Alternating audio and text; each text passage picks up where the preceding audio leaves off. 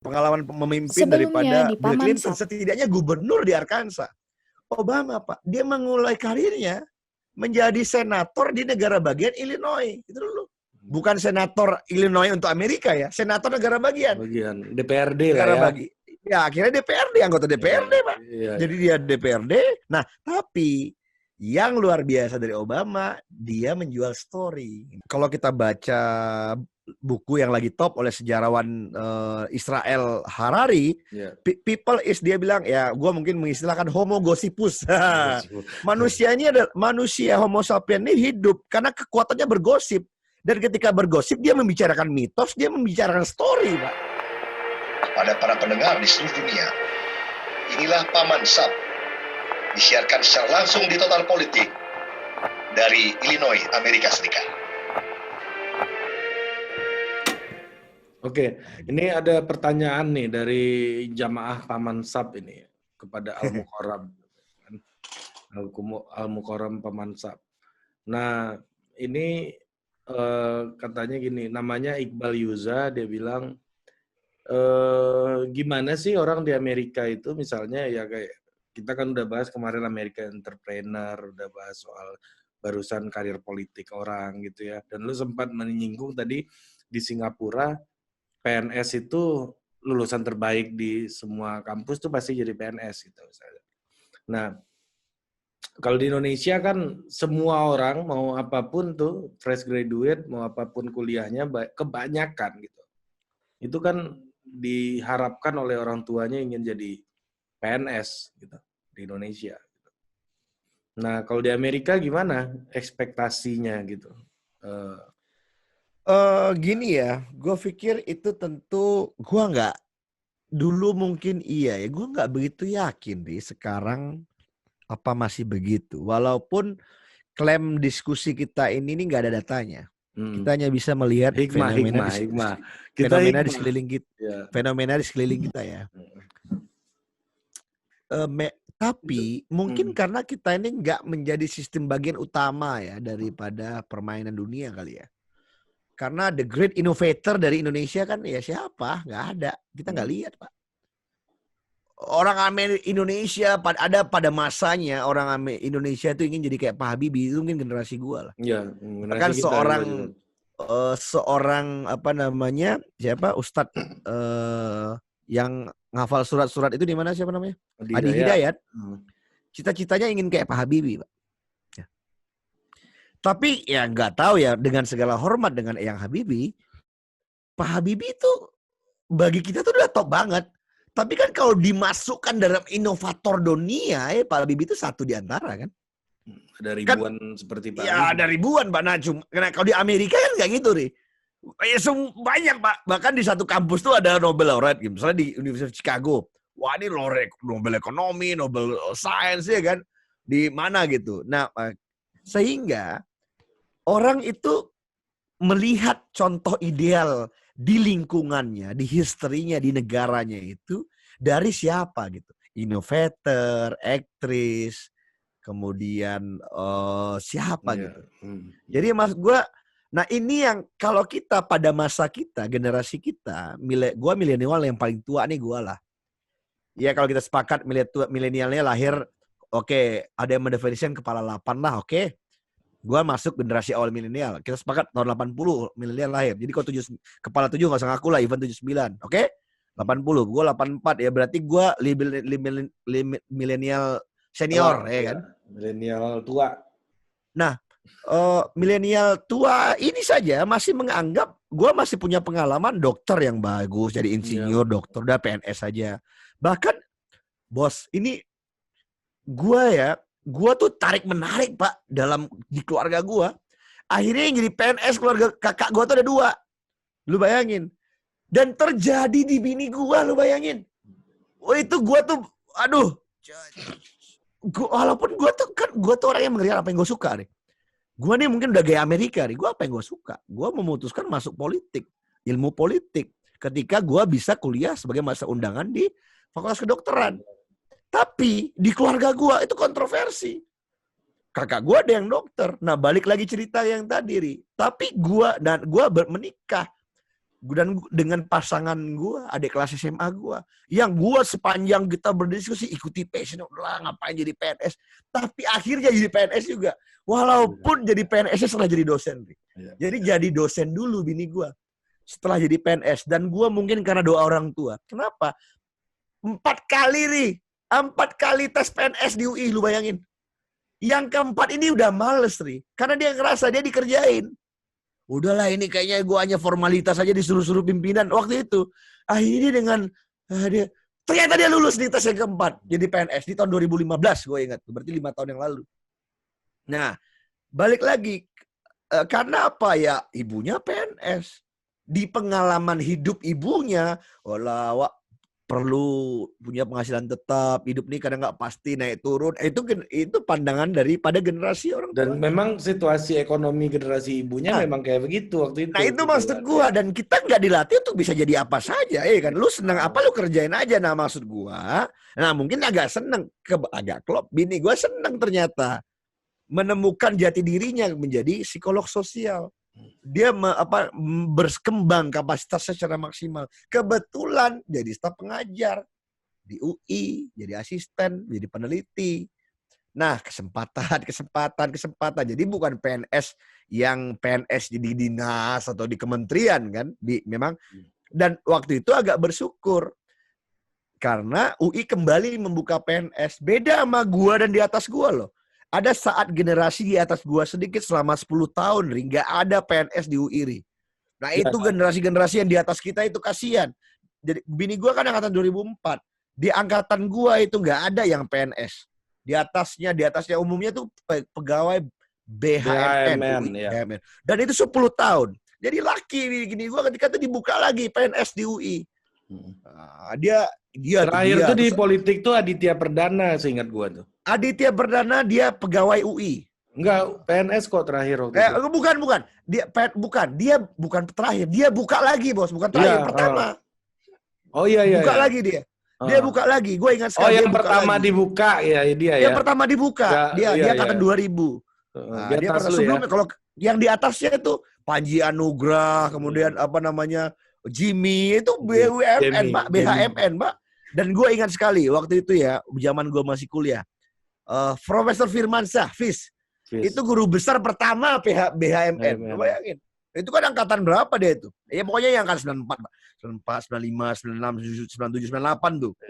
99 nggak ada, Pak, yang jadi PNS, Pak. Nah, 2000 baru ada PNS lagi. Dia nah gitu. Nah, balik lagi ya. Nah, kalau lu tanya itu jawabannya. Tapi gua pikir sekarang mulai berubah.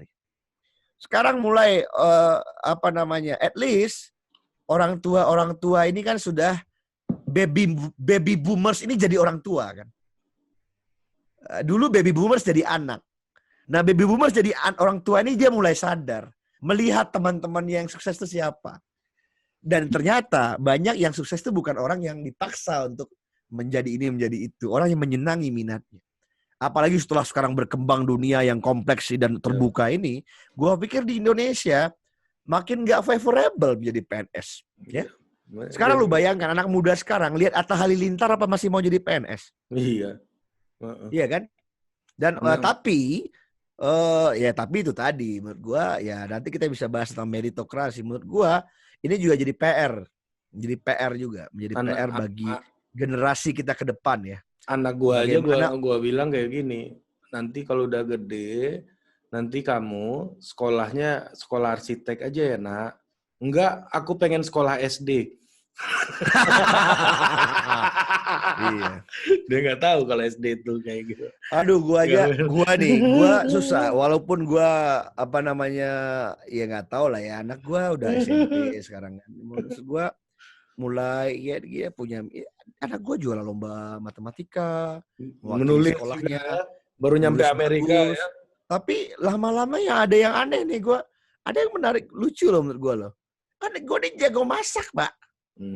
Jadi kakak dia jago masak, bikin kue, bikin bake, masak jago. Jadi gue kan apa-apa tuh kadang-kadang lu bayangin ya, gue kemarin kirimin sekolah bagus, gue kirimin link ke dia.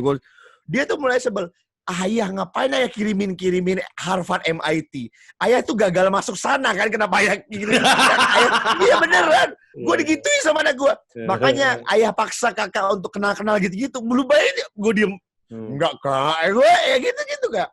Terus apalagi nih, gue kirimin kan New York Military Academy. Kak, ini tempat Donald Trump sekolah kak. Ngapain ya kakak kirim? Ayah kirim. Kakak mau disuruh sana. Kakak nggak mau. Terus kemarin gue gara-gara Gordon Ramsay itu kan, wah gue jadi lihat lagi, ternyata sekolah-sekolah masa ini paling top di Inggris. Gue kirimin sekolah-sekolah masa. Dia, biar aja kakak sendiri, kakak mau sekolah di mana? Mas gue kan, ya kan tarik menarik ya. Ya, di Amerika sendiri orang udah lepas ya, terserah aja kan. Ya walaupun ada kritik juga kan, lama-lama ini menjadi problem ya. Lama-lama kan produk Tiger Mom ini mencuri masuk kepada celah sistem Amerika kan.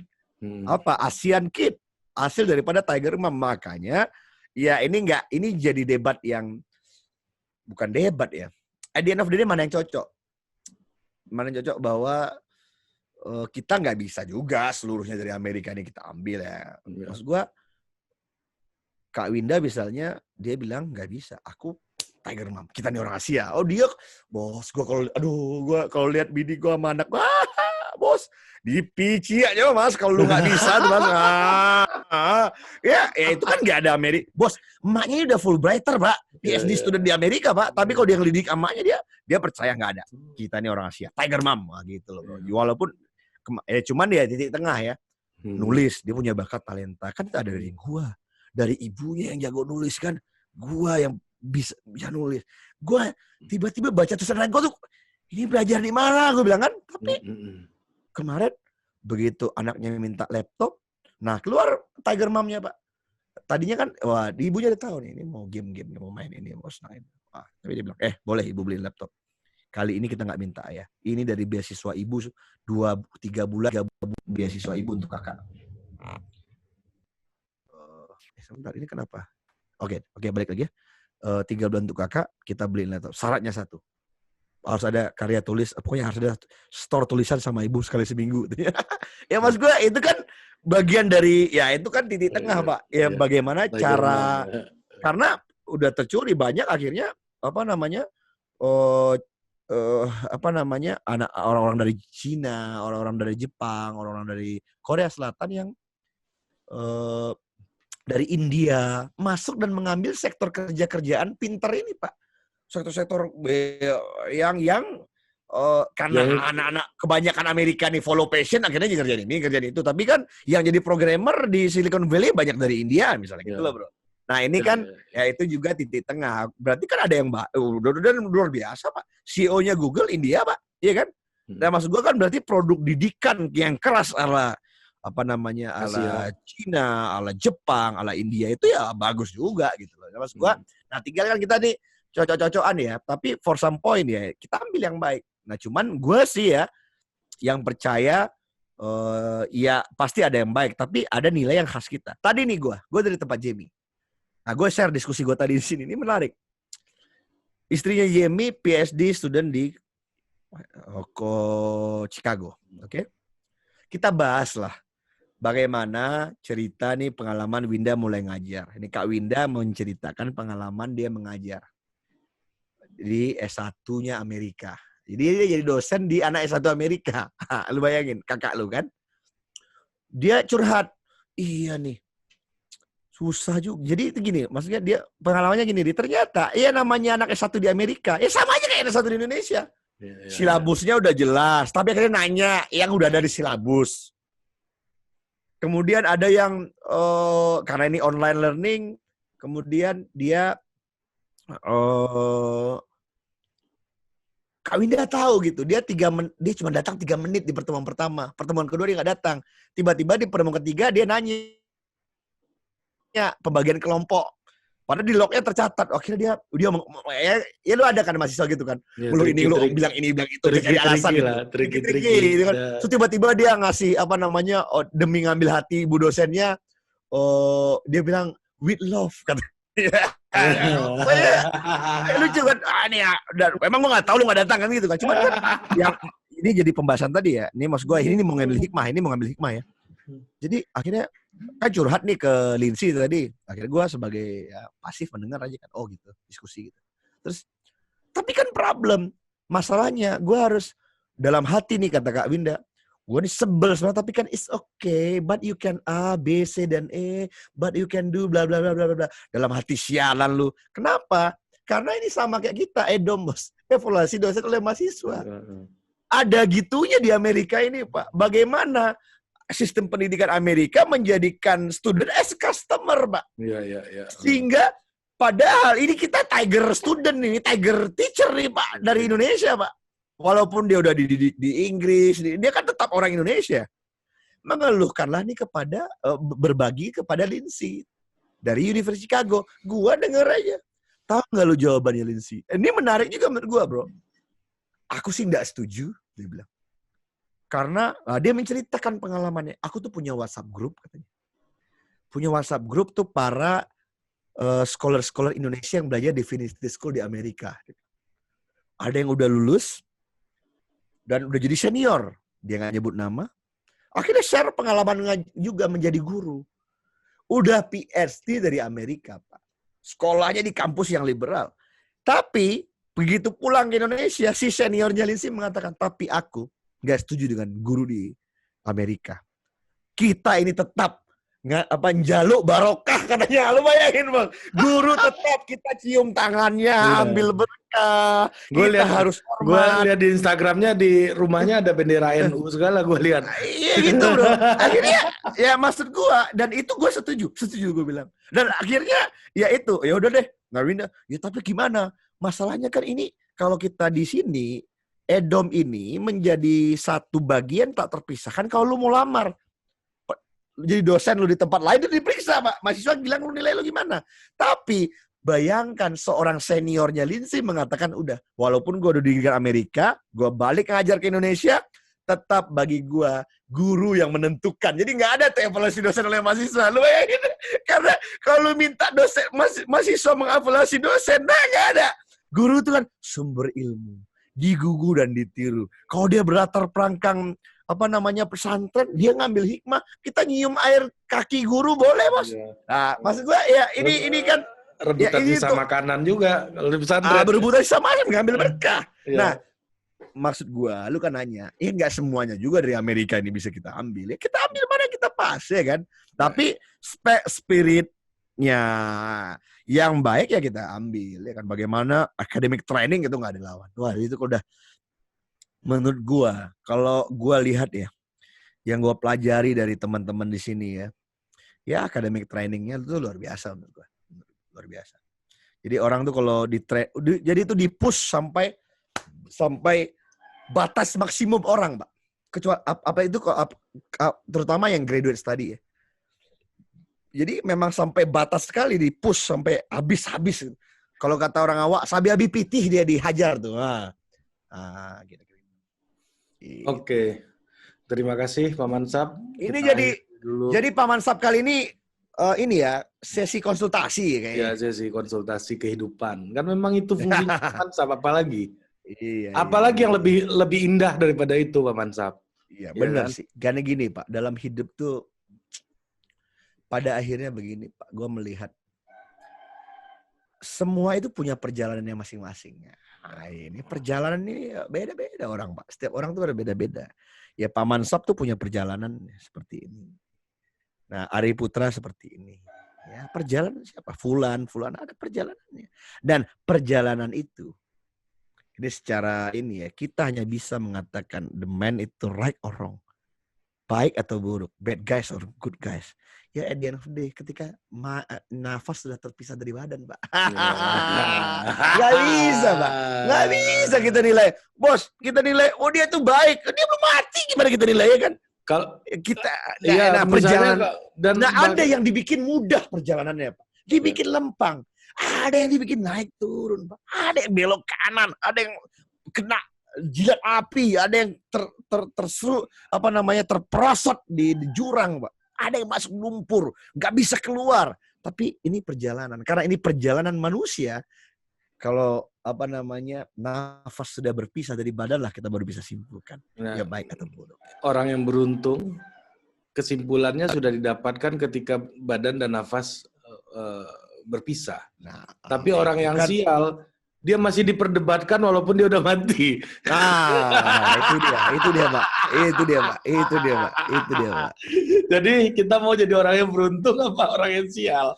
Ya maksud gua kan lu membahas ini perjalanan ya. Iya. Gua kadang-kadang gua pikir-pikir dan gua ada sampai pada satu titik yang nah ini beda-beda. Nggak bisa jadi paman nggak bisa paksakan kepada khalayak nih. Cara kan perjalanan paman nih sampai ke titik ini kan paman sekarang 36 tahun. Ya. Ini umur paling gak enak, Ri. Ya. Dibilang muda udah enggak, dibilang tua belum. Belum, ya. Krisis ini barang. Ya. Cuman Ri, gue udah melewati Ri untuk buat kan orang tapi orang beda-beda kan nggak bisa gue paksa. Apa melewati ini Ri? Tahun ini mau ngapain target? Kemudian umur sekian ini. Kemudian target pribadi ini, keluarga ini, finansial ini, kemudian sosial ini, jaringan begini, main begini. Ah, gue udah lewat. Gue akhirnya gue udah capek. Karena dalam pengalaman gue akhirnya gue plannya A, Tuhan Allah kasih plannya B. Gue udah enak C, jadinya D. Dan pada akhirnya itu tadi gue nggak tahu kenapa gue dikasih itu. Nah, gue baru tahu setelah gue melewati. Ya, itulah hikmah. Nah, gue sekarang lagi enak-enak sama kerjaan di Jakarta nih kan. Niat kita mau, pokoknya pergi pagi pulang pagi. Nganterin anak ke sini, ikut ibunya. Tiba-tiba COVID, tiba-tiba nggak bisa pulang. Dan akhirnya ya udah jadi channel total politik. Nah lu bayangin Bri, nggak ada dalam hidup gue ini jadi narsum total politik nih, nggak ada nih. Nah, cuman kan ya sudah gue sekarang udahlah gue apa yang di depan mata gue jadi yang terbaik aja sekarang. Paman Sap ini kayak jam 3:30 pagi. Gitu. Ya 3:30 pagi, tahu nggak kenapa? Gimana?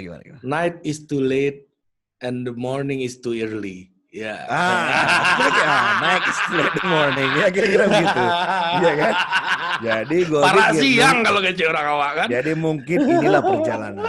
Nah, perjalanan itu kan kita nggak ngerti kan. Kadang-kadang boleh jadi. Nah, gue dalam for some point dalam hidup gue udah mengalami itu yang